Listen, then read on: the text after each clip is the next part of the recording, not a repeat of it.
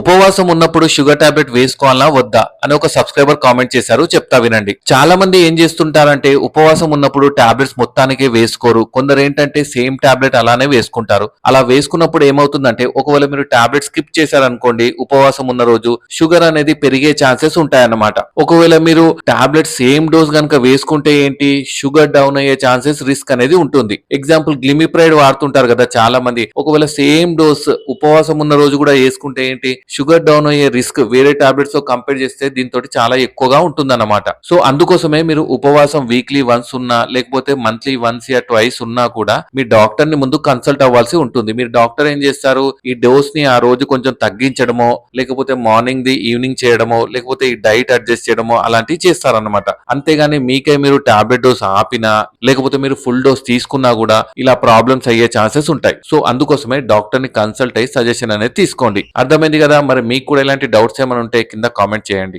Thank you.